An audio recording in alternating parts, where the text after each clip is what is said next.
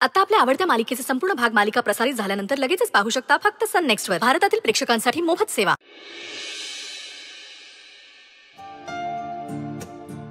वृंदा, तुझ्या मागचं दुष्टचक्र संपलं का नाही आता? हा? अशी संकट सगळी येतच राहतात. देव परीक्षा बघत राहतो बाई. आपण विश्वास ठेवायचा. हा मास्तर, तुमच्या डोक्यावरचं ओझं हलकं झालं बाई. नाही नाही, खरं खूप मोठं ओझं हलकं झालंय माझ्या डोक्यावरचं. ते सगळं या मुलांनीच हलकं केलेलं आहे. सगळ्यांनीच खूप मेहनत घेतली. हो हा.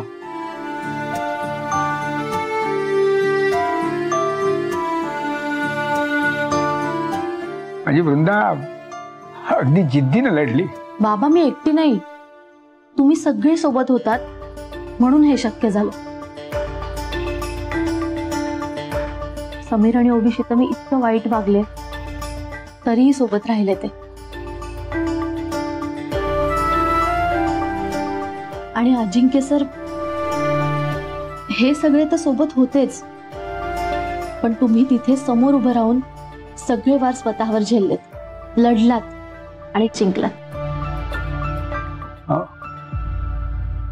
आज मी या घरात परत आले ते फक्त आणि फक्त तुमच्यामुळे. कॉंग्रॅच्युलेशन्स डॅडा, माझा डॅडा केस जिंकला. ये अजिंक्यराव, खरंच तुमचे जे काही आमच्यासाठी सगळ्यांसाठी केलंयत ना, त्यासाठी शब्द अपुरे आहेत. तुमचे उपकार आयुष्यभर विसरू शकणार नाही मी. असं का बोलताय मास्तर? नाही, मला बोल दे जरा. काय या मधल्या काळामध्ये अशी वेळ आली होती की मी माघार घेऊ की काय, असे विचार डोक्यामध्ये सुरू होते.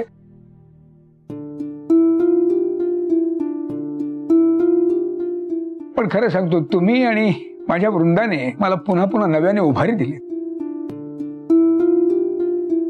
म्हणजे तुमच्यावर विश्वास नव्हता असं काही नाही, पण तरी शेवटी बाप होतो ना मी.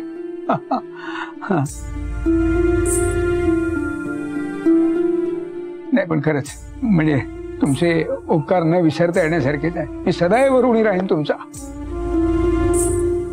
आणि तुम्हाला शब्द दिल्याप्रमाणे तुमची फीस सुद्धा मीच देणार.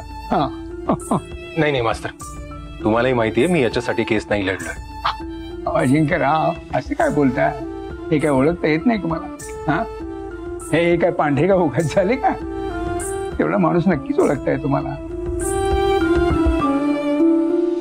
पण खरंच अजिंक्यराव, माणसांसाठी, माणसातल्या चांगुलपणासाठी, त्यांच्यातल्या सच्चेपणासाठी तुम्ही अगदी स्वतःला झोकून देऊन मेहनत करता. अजिंक्यराव, हे तुम्ही जे आमच्यासाठी सगळं केलेत